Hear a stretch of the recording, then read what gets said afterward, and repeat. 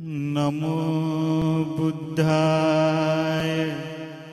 Namo. Okay, very welcome everyone on this Sangha reunion / Vesak day. Well, actually Vesak was last Wednesday, so that's the full moon day of May that we always celebrate for the birth, the enlightenment, and the death of the Buddha. And this year we have something very special, as we are focusing more on the death of the Buddha, and especially the Buddha relics who have come to us from Sri Lanka. And I also want to briefly say something for the French people here. Alors, je veux dire quelque chose très vite en français parce que tout est malheureusement en anglais. Et c'est pourquoi j'ai mis le petit feuille avec un petit texte de Majjhima Nikaya, de Digha Nikaya pour lire entre-temps. So, malheureusement, c'est dommage, mais c'est comme ça. Le chanting est tout en pali, alors tu peux suivre ça. Le chanting est dans le livre de Metta Sutta, et aussi j'ai quelques feuilles ici pour qui n'a pas un. So,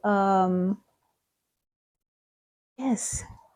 So now traditionally in both in Sri Lanka and in Thailand. So actually the Buddha relics and Kaushal come from Sri Lanka, and my tradition is more the Thai forest tradition. So we sometimes discuss these things, is that they do things a bit different there than we do here, or that I do and that I've learned. So we also, but one thing we have in common is that before an important occasion like this, like when the Buddha relics come to a monastery, is a very important occasion. And the famous Sri Lankan commentator Buddha Gosa actually said that a monastery is not a monastery until it has Buddha relics. So until the last 7 years, we've not been a monastery. It only starts now. But this is one thing we have in common, is that we invite the devas. We invite the spirit beings that might be living around here to come and join in the festivities. So that's one thing I will do myself. That's, you are just can listen. Afterwards, Kaushal will offer the Buddha relics, and after the whole after everything, you can also come and have a look, of course. And also the Bodhi tree, which is also come from Sri Lanka. And then I will tell a little bit more, or we will do a chanting for these, and you all have a chanting sheet, I think, in the chanting book. And if you don't have one, I have some spare copies here as well. So I'll hand that out, and then you can all chant along. You just have to make sure is that the first part, we start with preliminary homage, which is a separate sheet, and everything that's between square brackets, you don't chant. It's just me and Aya and Opama. Everything else you can chant along with us. And after that, me and Aya and Opama will just say a few words about the relics, about the Dhamma, and then we have a guided meditation to finish off with. Paritvana metam sameta badanta avikita citam paritam banantu samanta tyakavalesu atragachantu devata sage kame charupe girisikaratate chantalike vimane Diperate jagame, taruvanagahane, gehavatum hikete. Buma chayantu deva, jalatala visame, yakakanda banaga, titanta santikeyam, munivaravachanam, sadavome sunantu. Buddha dasanakalo hayam badanta Dhamma savanakalo hayam badanta Sangha Payurupasana Kalo Ayam Madanta. Namo Buddhaya, Namo Buddhaya, Namo Buddhaya, Namo Buddhaya, Namo Buddhaya, Namo Buddhaya, Namo Buddhaya, Namo Buddhaya, Namo Buddhaya, Namo Buddhaya, Namo Buddhaya, Namo Buddhaya, Namo Buddhaya, Namo Buddhaya, Namo Buddhaya, Namo Buddhaya. Annamayam Buddhassa Bhagavato Bhubabhaga Nakaram Karomase. Now let us pay preliminary homage to the Buddha. Namo tassa bhagavato arahato sama sambuddhassa. Namo tassa bhagavato arahato sama sambuddhassa. Namo tassa bhagavato arahato sama sambuddhassa. Homage to the blessed, noble, and perfectly enlightened one. Homage to the blessed, noble, and perfectly enlightened one. Homage to the blessed, noble, and perfectly enlightened one. Annamayam Buddha Bitutim Karomase. Now let us chant in praise of the Buddha. Yoso tathagato araham samma sambuddho. The Tathagata is the pure one, the perfectly enlightened one. Vijjacharana sampano. He is impeccable in conduct and understanding. Sugato, the accomplished one. Lokavidu, the knower of the worlds. Anuttaro Purisa Dhamma Sarati. He trains perfectly those who wish to be trained. Satadeva Manusanam. He is teacher of gods and humans. Buddha Bhagava. He is awake and holy. Yo imam lokam sadevakam samarakam sabramakam.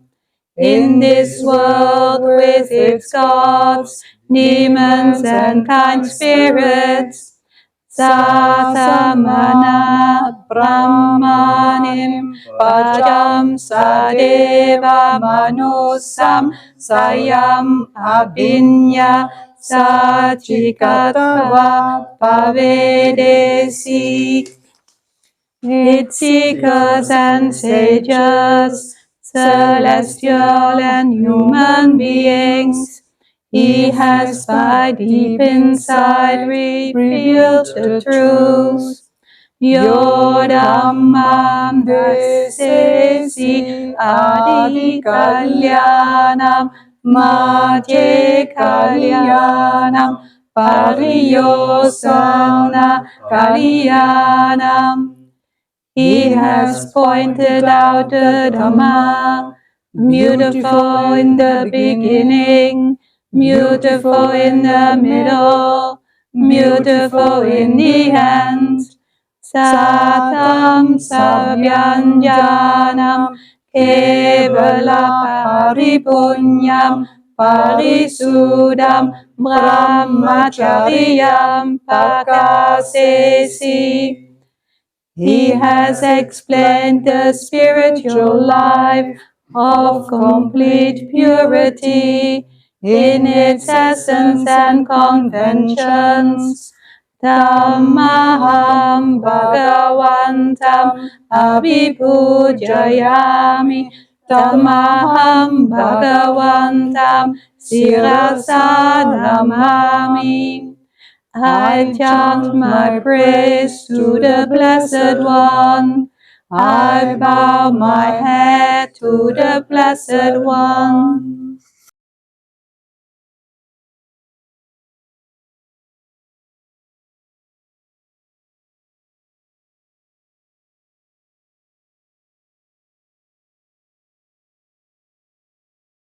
Karaniyan matta kusalehina Yantam santam parama visamecha Sako ujucha sujucha Subhajocha samuruanatimani Santu sakocha subarocha Apagito salahoka buhuti Sandindriyo janivagocha Apagavo guresu ananugito Nachakudam samachare kinchi Jena vinyu vareo pavadeyum Sukhino bhakemino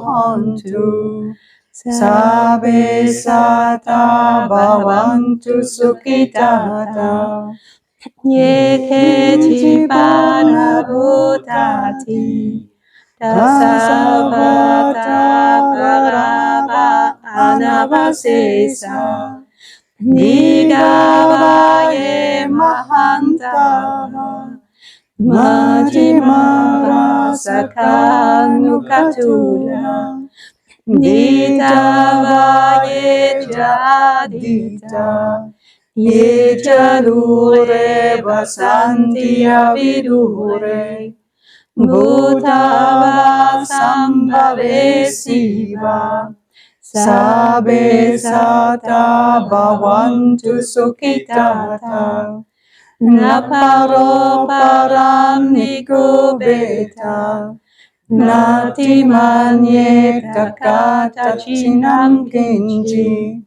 Myarosana padigasanya Nyanya manya sadukamicheya Mata yatani yamputam Ayusae kamputam anurake Evam pisabhabutesu manasambhavaye aparimanam Metancha sabalokasmin manasambhavaye aparimanam Puramadochatiriyancha Asambaram Averam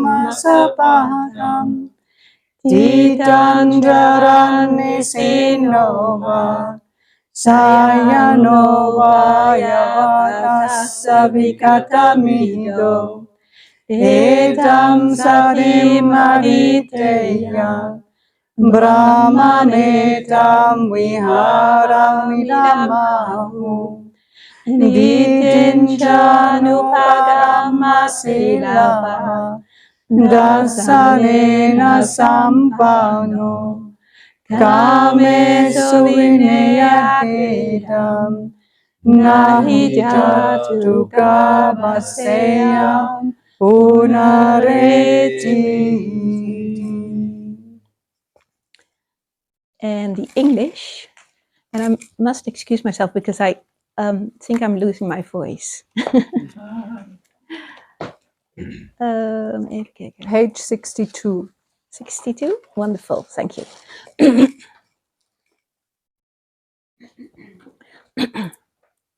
This is what should be done by one who is skilled in goodness and who knows the path of peace.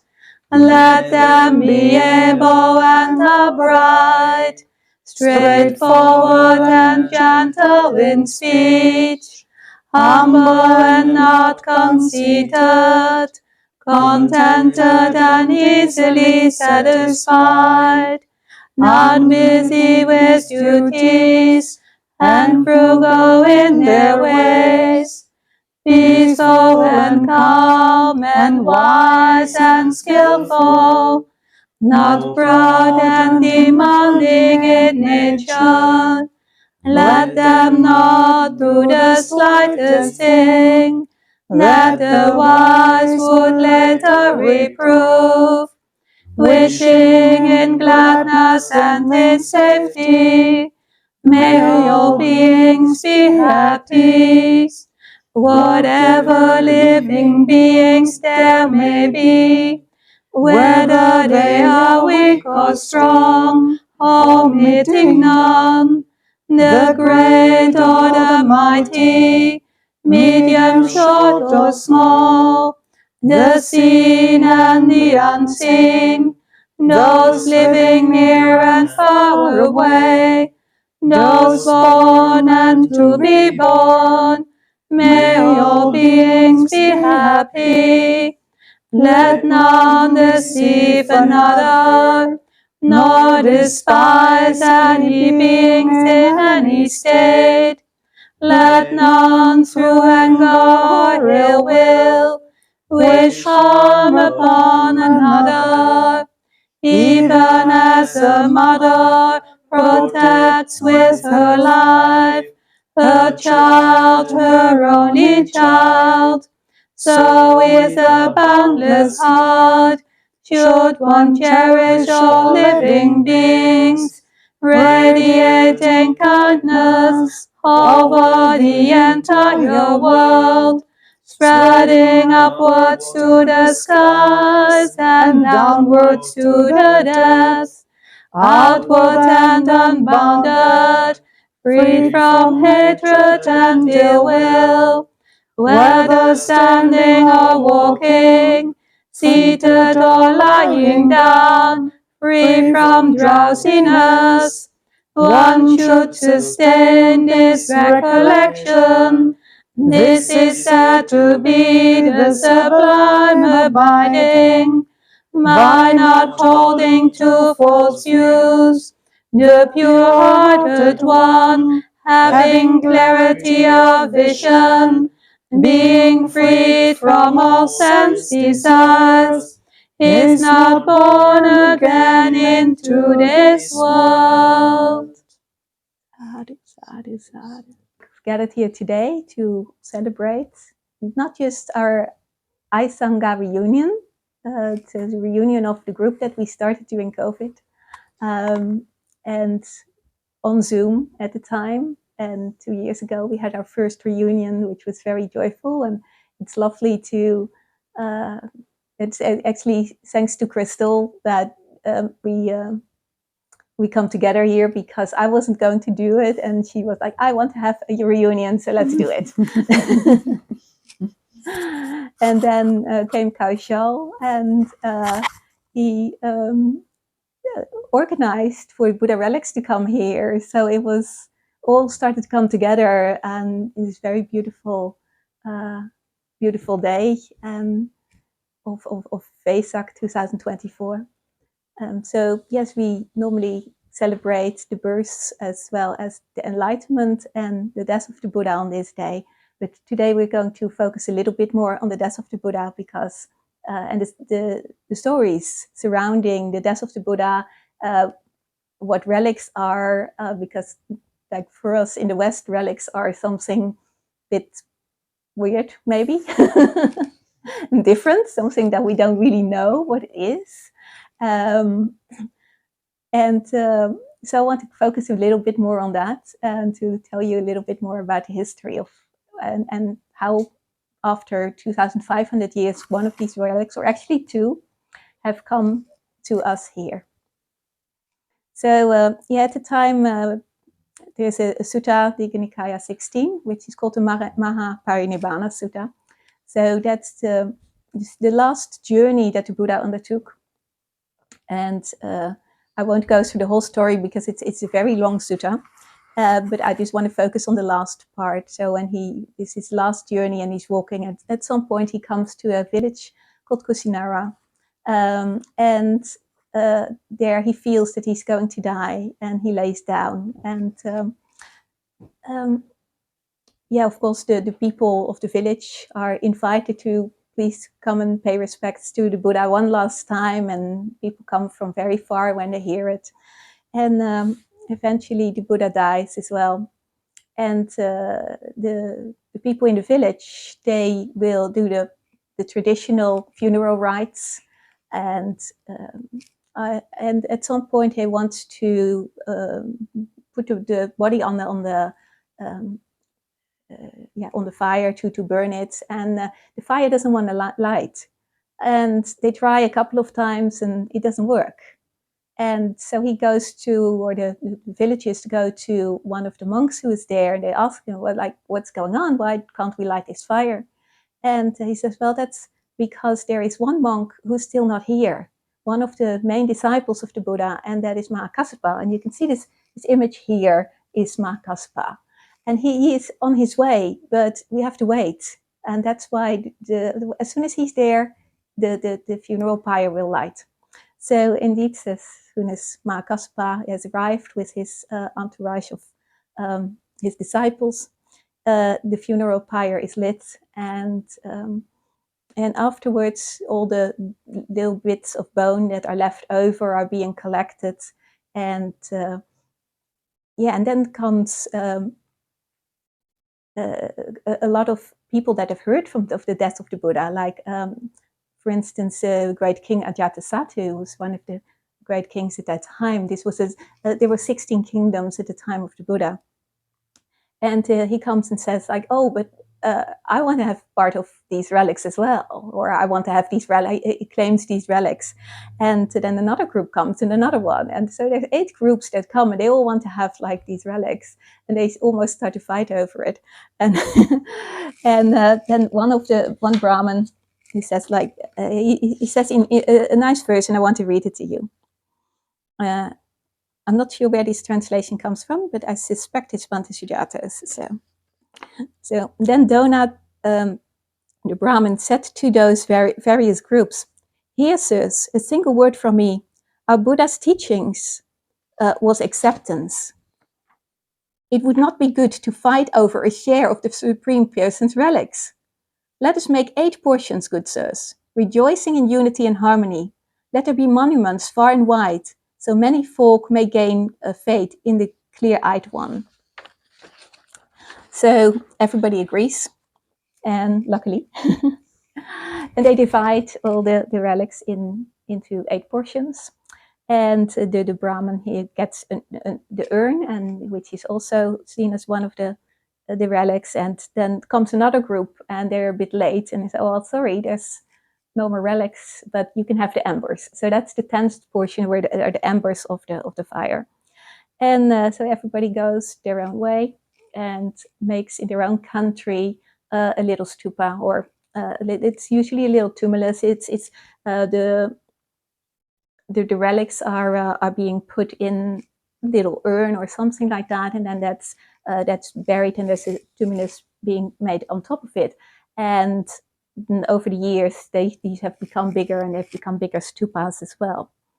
And what happens after the time of the Buddha is that the world in which the Buddha lived changed completely.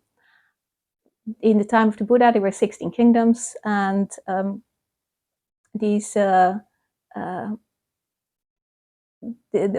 the aforementioned Ajatasattu, he had his, he wanted to conquer his neighbors, and he did. And so he wanted to expand his kingdom.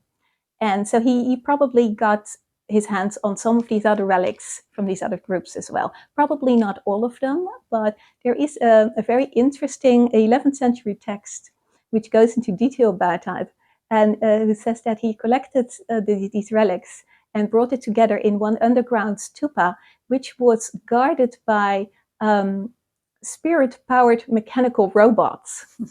So even in the 11th century, they had a sense of science fiction. Whether we have to take that, I think we have to take that a little bit with a grain of salt. He might have sort of done something to protect, some kind of booby traps or something to protect these.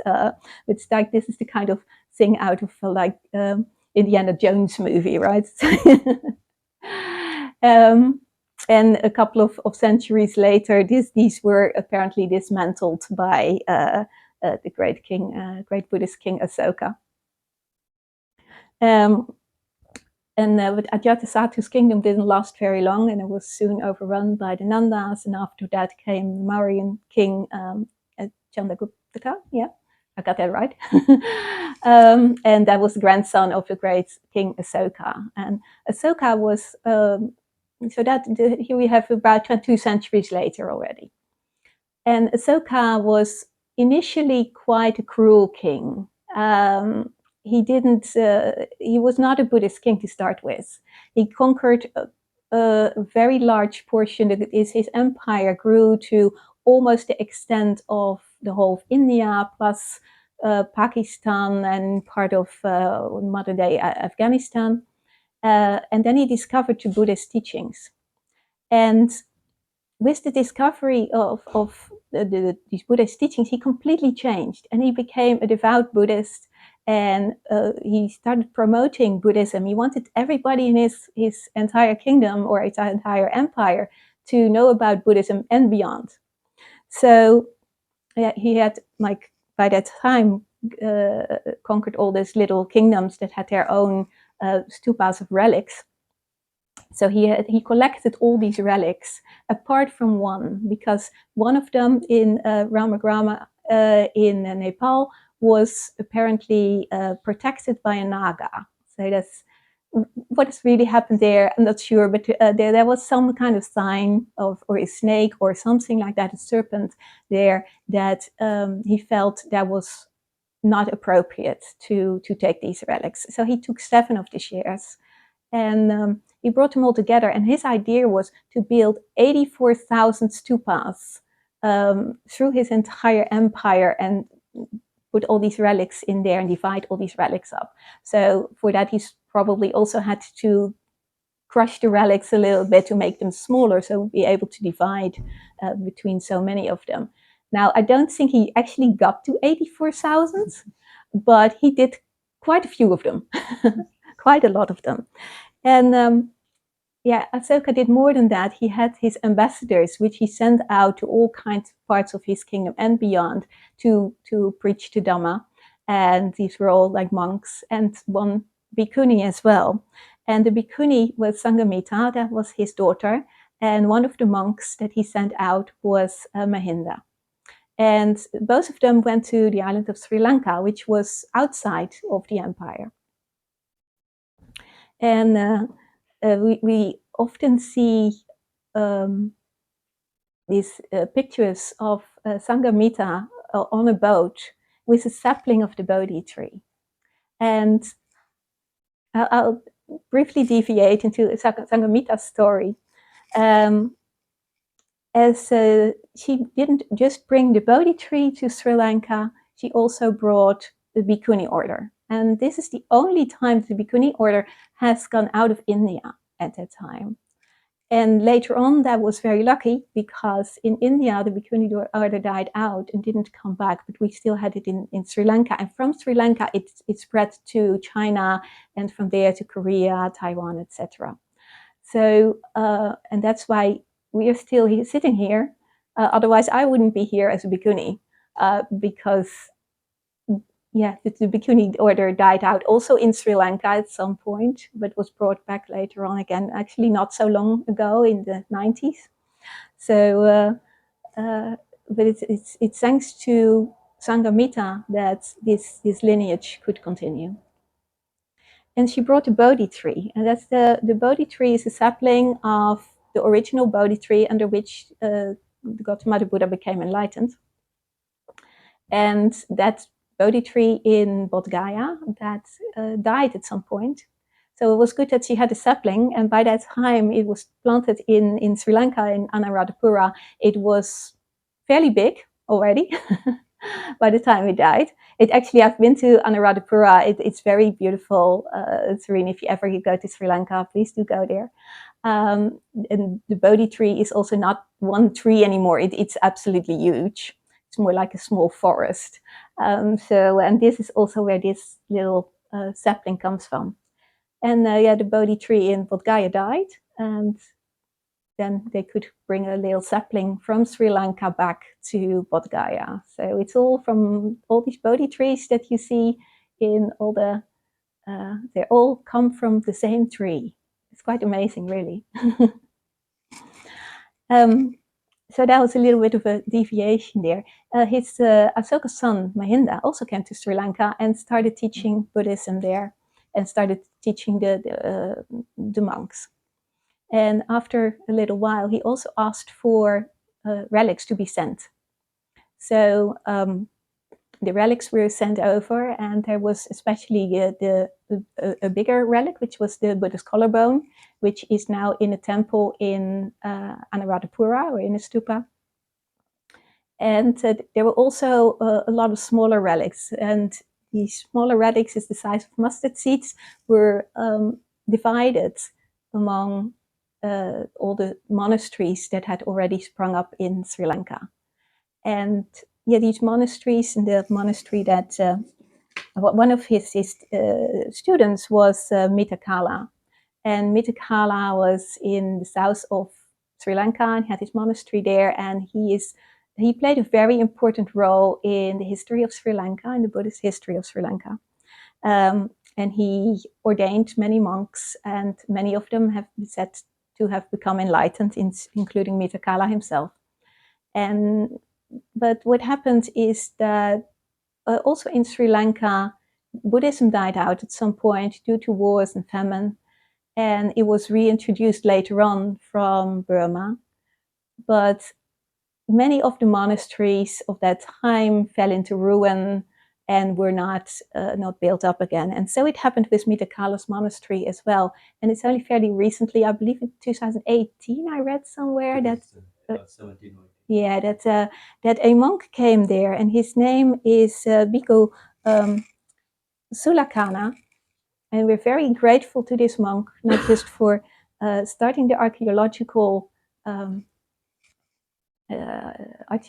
excavations at this site, but also for sending us these Buddha relics that were found at that site, and they were carbon dated, and we are very, very grateful that, and also to Kaushal, of course, for organizing that and making that happen.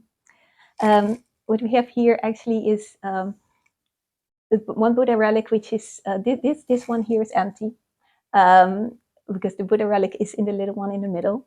And this one, there is a Buddha relic in that. It's going to be for Anakampa Grove, and it's going to go there in January with Bhante Sujato when he's visiting. There was a couple of, while I was doing these studies on what are relics and whatever, I came across several really interesting stories, and not just the robots. One story is that, so I just want to share those with you because they're just so funny and interesting. One of these stories is that at some point in time, and I think this is probably correct, is that the Buddha relics in India had were seen as, had the same rights as a living person. So that means they could own property. So they owned their own stupa and the land surrounding it. And destroying a stupa was akin to a murder of a living person. So I see somebody nod who knows probably that these things are indeed were true. So I found that really, really interesting. That it shows you how important these things were for everyone at that time. Another story is a prophecy whereby it said that all these little relics will one day disappear from their containers wherever they are in the world, and all fly back to Bodh Gaya under the Bodhi tree and form the body of the Buddha, and sitting cross-legged in meditation. And that is a sign that Maitreya Buddha is going to arise. So unfortunately, none of us will be able to see that. I think we'll all be dead by that time. So I can't tell you if it's true, but it's an interesting story anyway. There's all kinds of other stories, but I think they are also later. I myself come from an early Buddhist tradition. So the later commentarial texts I don't really know very much about, but I think there's a lot of miraculous stories attributed to these relics, and also that a lot of the relics have gone to all the Deva realms and all the gods who had, I think, divided all his head hairs, so there were quite a few of them. And one other story about this is a not so nice story, which has more to do with our own Western colonial past. And that is that in the 16th century, there came an archbishop who got somehow hold of one of the tooth relics that were held in Sri Lanka. And he crushed it, burnt it in a brazier, and thrown it in the river in front of a crowd of people. So as to show that Christianity was superior. So yeah, not proud of our colonial heritage here. But things happened as well, unfortunately. So there's also a little, it's not gold, by the way, it's a copper plaque there that's been inscribed. And I want you to read to you what it says on there. That's Kaushal made that himself, and that's also a tradition, I think it's a tradition to do that. And so to have something like that with the relics to show their authenticity. So it reads, Nama Buddhaya. After the Parinibbana, as foreseen by Mahakassapa Arahat, relics enshrined in Valasangataka Stupa were unearthed by Arahat Moggaliputta and sent to the Arahat Mahindu. So that's what the Sri Lankan word for Mahinda that I spoke about earlier. Sumanasa Manera brought these relics to Sri Lanka, including a shoulder bone of the Buddha, enshrined in Tuparama, which is in Anuradhapura. Small relics were given to monks spreading the Dhamma, with Mittakala Arahant illuminating the southern region. King Vimala Dharma Surya honored these relics with gold sanasal. I'm not entirely sure what sanasal is. Maybe it's like the gold sanasal is same thing. Okay. But not copper. It's I gold, see. and they're right about the history at that time. And, Okay. like showing the authenticity of the relic. Thank you very much. In the year of Sambuddha 2568, I offered this Buddha's relics the size of a mustard seed to the serene Tilorien Monastery in Belgium to benefit all followers of the Dhamma. So the last part is written by Sadhu, Sadhu, Sadhu. And I'm glad you did it in copper, because one of my rules is that I can't touch gold. All right. So yeah, for us as Western people, we might find these relics like, what's the relevance of that? We have a very different relationship to such relics. And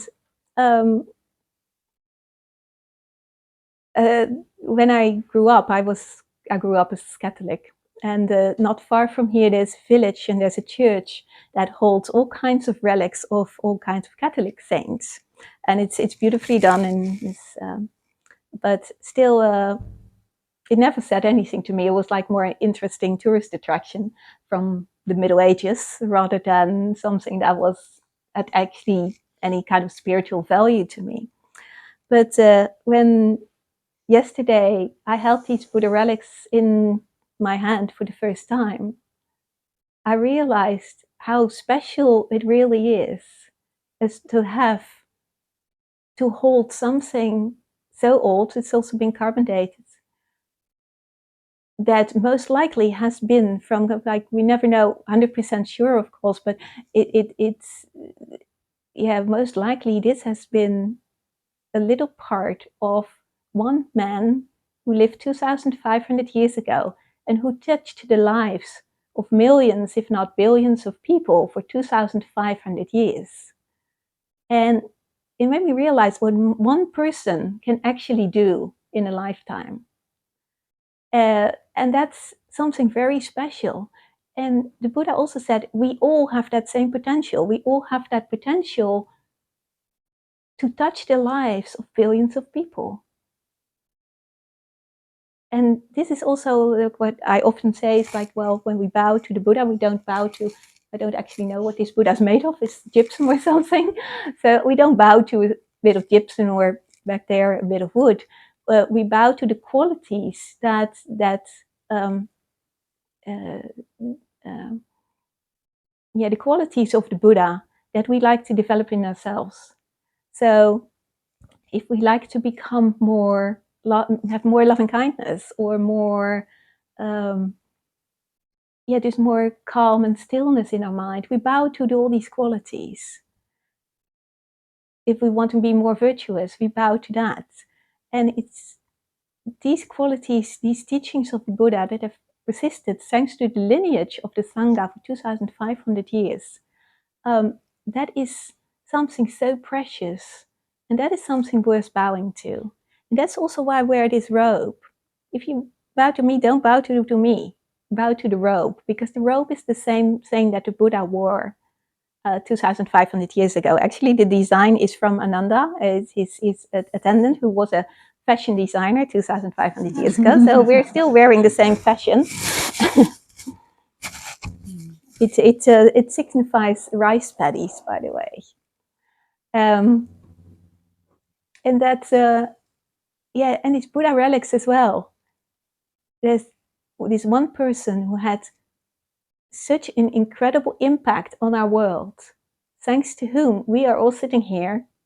All of us have had some experience with meditation, and all of us have seen what the meditation can do for us and how it can benefit us.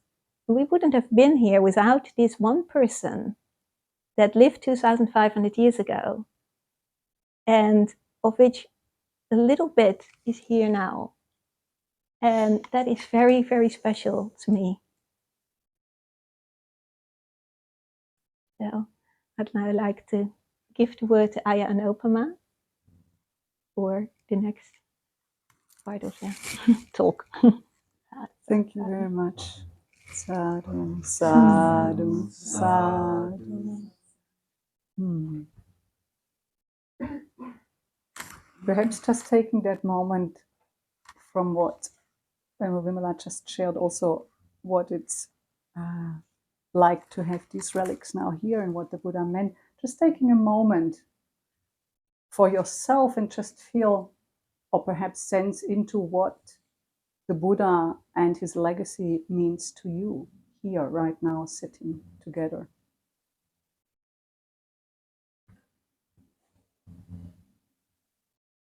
And perhaps there might be an image, or perhaps there might be a word or an association, or perhaps just a felt sense. What is the Buddha for you here now? What does it mean to you? His legacy, his example.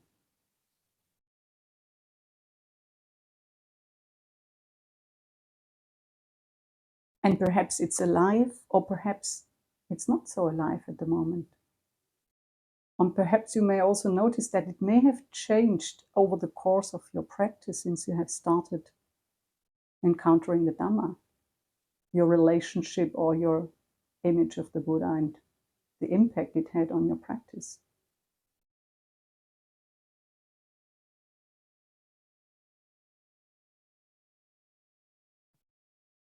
And now, having received the relics, being with us here in this room, is there a possibility to sense the presence of the Buddha right here, right now, among us?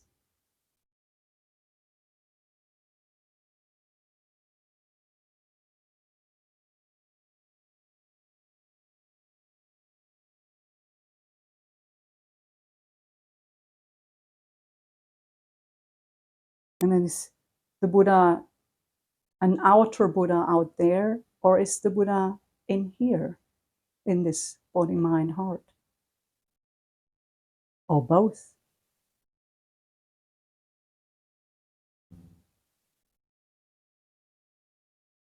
What is the Buddha for you?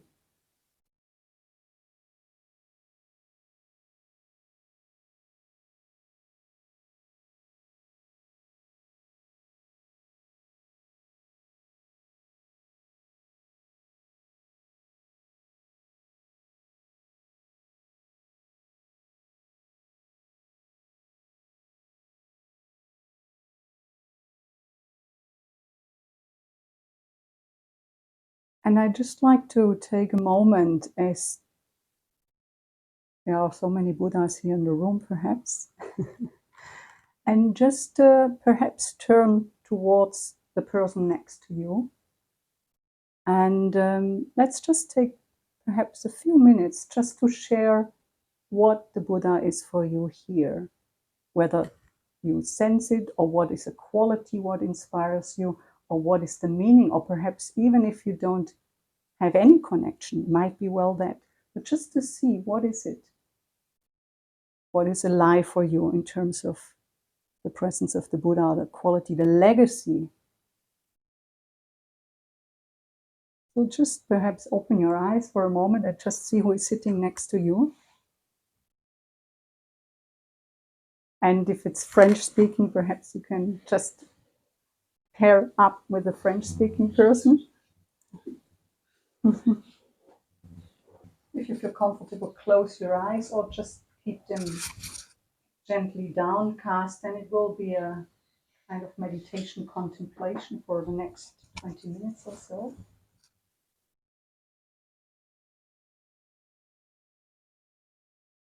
And again, the invitation is to find a posture which is supporting you to be awake and upright at this moment of time where perhaps the lunch is still being digested and some sleepiness creeping in. So we can support ourselves through the posture with a sense of uprightness, wakefulness, and at the same time invite a sense of ease, letting the shoulders drop away from the ears and letting the body weight with the force of gravity drop into the cushion, onto the chair. Just seeing the parts in the body which you can release and let go of tension right now. And where in your body you can take support through the earth, the touching points of your feet, perhaps your pelvis on the chair, on the cushion. Allowing yourself to be supported, taking refuge right here in your posture.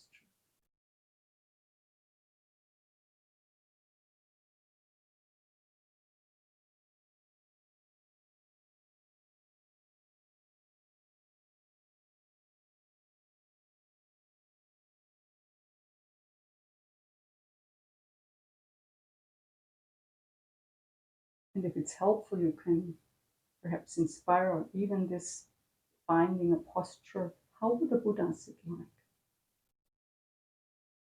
What would it be like to sit like a Buddha?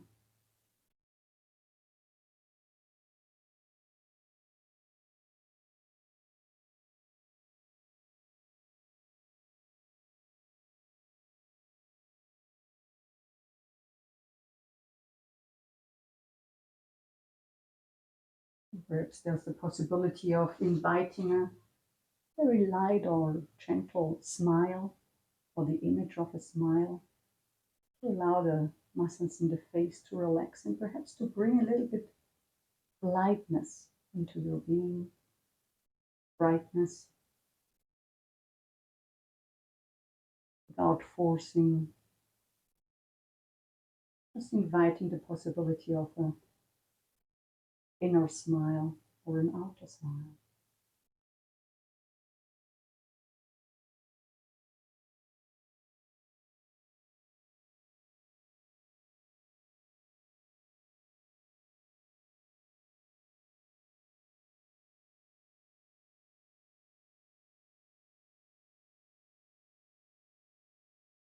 And perhaps you can imagine, if it's accessible to you, to sit in the presence of the Buddha, perhaps imagining him sitting in front of you,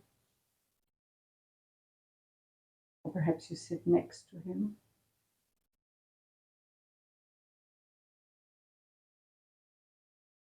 What would it be like to sit in the presence of the Buddha right now?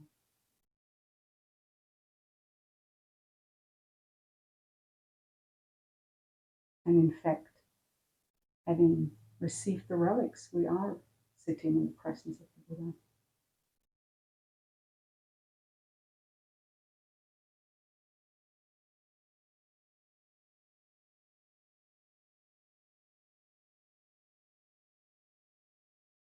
And perhaps there is an image, or perhaps there's a felt sense of his presence, or perhaps there is some feeling or association arising within you.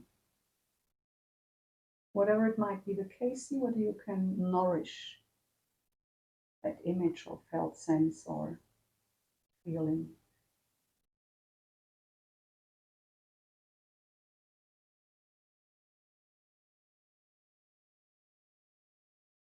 Perhaps the Buddha might look upon you with kind eyes.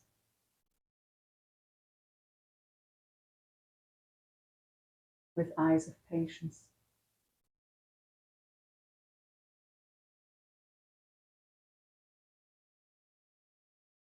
Not asking you for anything.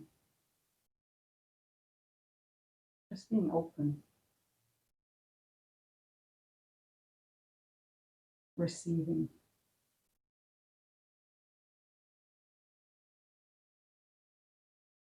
And in the same way, is it possible for you to just sit here, not expecting anything, being open and just receiving?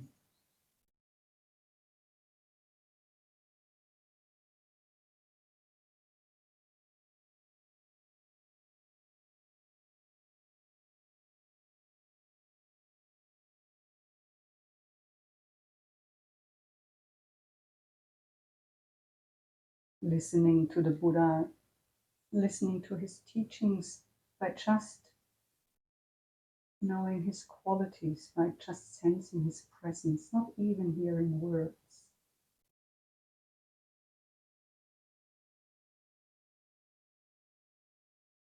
What is it what inspires you?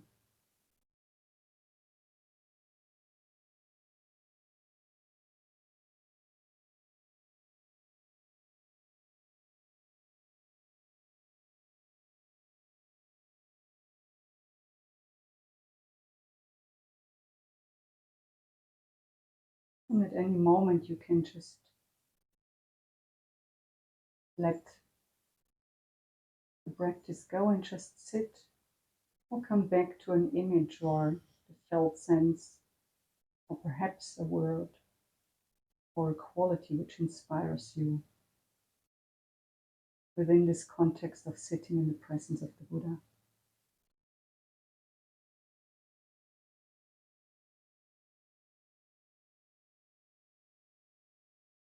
And just reading into our shared silence a few verses from the Upali Sutta. Upali, who was a disciple of the Buddha from the Majjhima Nikaya. And just see how these verses land with you, how they resonate or don't with the image of sitting in the presence of the Buddha.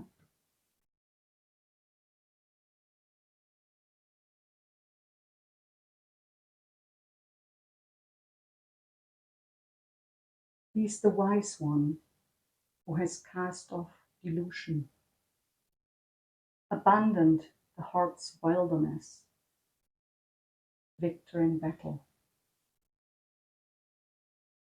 He knows no anguish, is perfectly even-minded, mature in virtue of excellent wisdom, beyond all temptation, is without stain.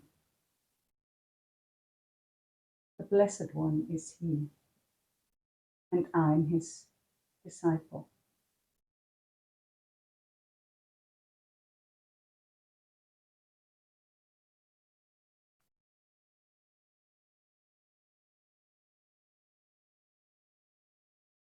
Il est le sage qui a rejeté l'illusion, qui a abandonné la sauvagerie dans le cœur, qui est victorieux dans la bataille. Il ne connaît pas l'angoisse. Il est parfaitement équilibré, mûr dans les vertus d'une excellente sagesse. Il est sans tache, à l'abri de toute tentation. Il est le bienheureux, et je suis son disciple.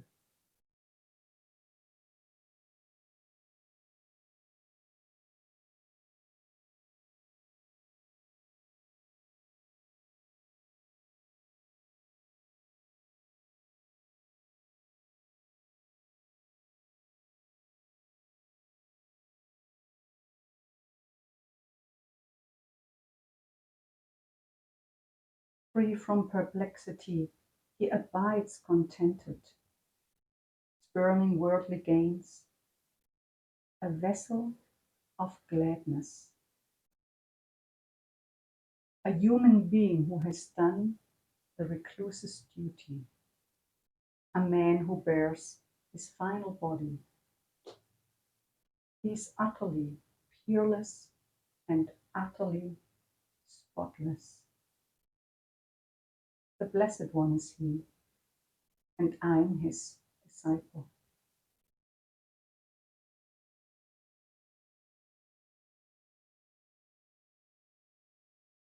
Libre de toute perplexité, il reste satisfait, méprisant le bien de ce monde, en vase de joie. Un être humain, il accomplit le devoir du reclus. Un homme qui porte son dernier corps. Il est absolument incomparable et absolument immaculé. Il est le bienheureux et je suis son disciple.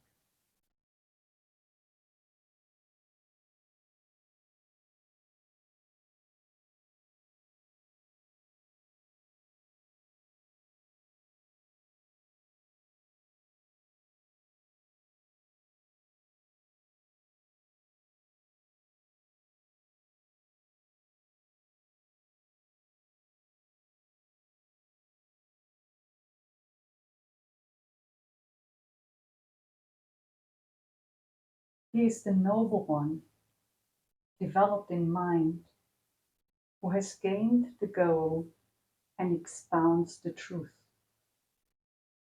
Endowed with mindfulness and penetrative insight, he leans neither forwards nor back. Free from perturbation, attained to mastery, the Blessed One is He, and I am His disciple.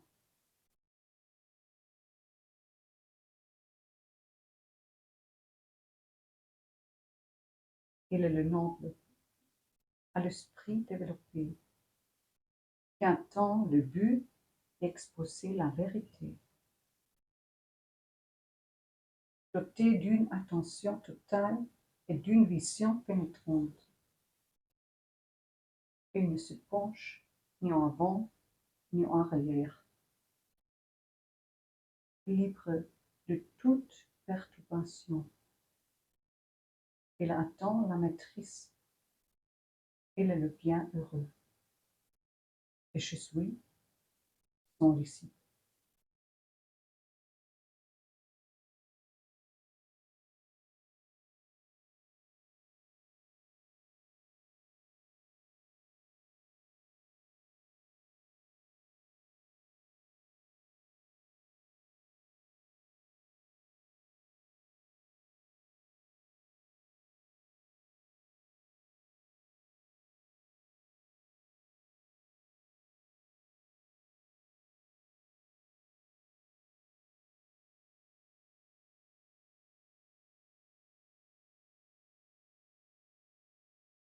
He has fared rightly and abides in meditation, inwardly undefiled, in purity perfect.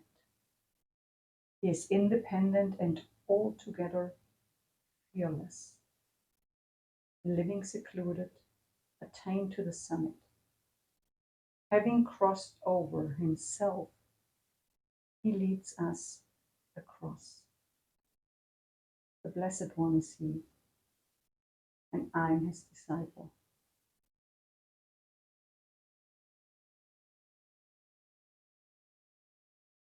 Il agit avec justesse et reste en méditation, internant immaculé, dans une pureté parfaite. Il est indépendant et n'est pas peur de rien. Il vit dans la solitude, il attend le sommet. Ayant traversé lui-même, il nous fait traverser. Il est le bienheureux et je suis son disciple.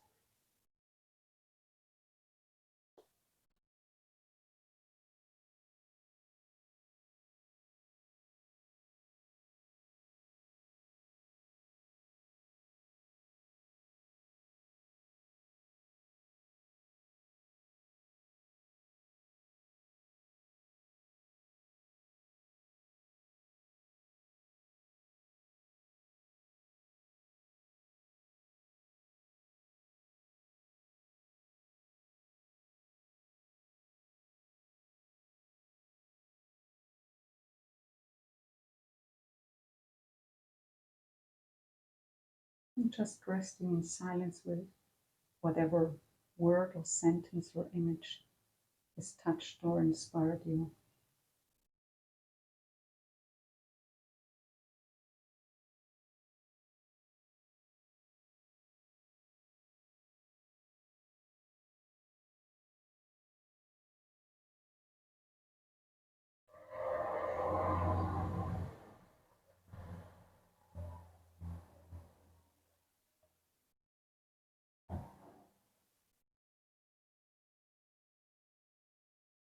And allow your entire being to be filled by it.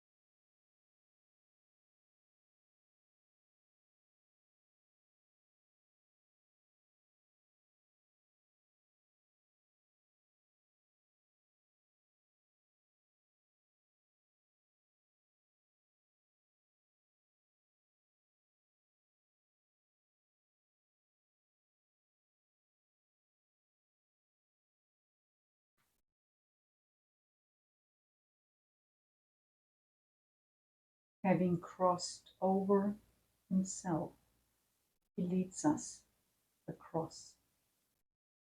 The Blessed One is he, and I am his disciple. Ayant traversé lui-même, il nous fait traverser. Il est le bienheureux, et je suis son disciple.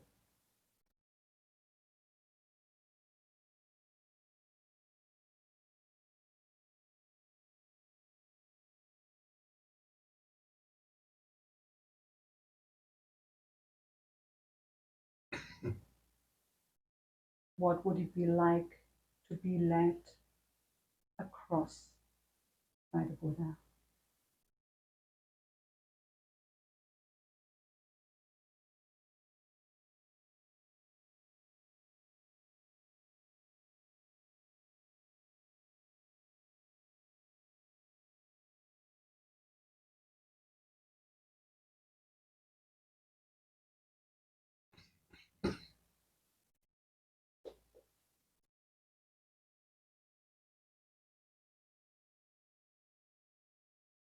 As we're nearing the end of our little contemplation, just taking a moment of noticing what qualities are present within you, perhaps what qualities are present in this room.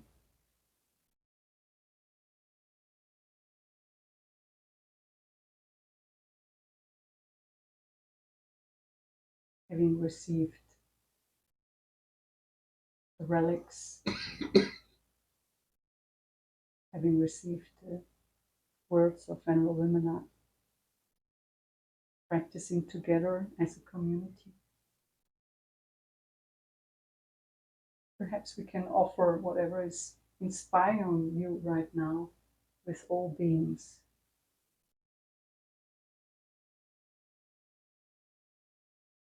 Everywhere, beyond the walls of this monastery, in all directions, the joy perhaps, the insight perhaps the peace, perhaps inspiration itself, sharing all these for the benefit of all beings, without exception.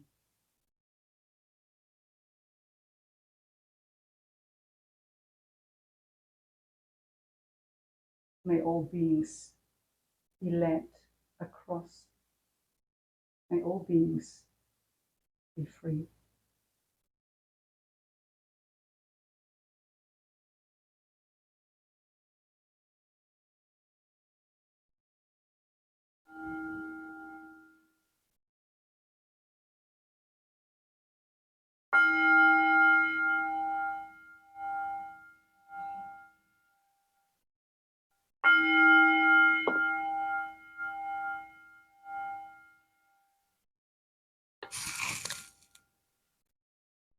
Namo Buddhaya.